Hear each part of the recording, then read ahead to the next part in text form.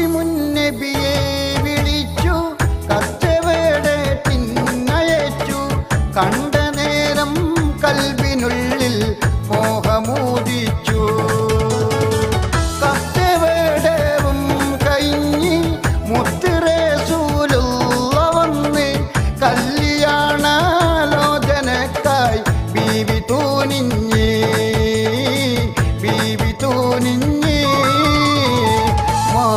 മാണിക്യമലരായ പൂവി മഹദിയാം Khadija Beevi മക്കയെന്ന പുണ്യനാട്ടിൽ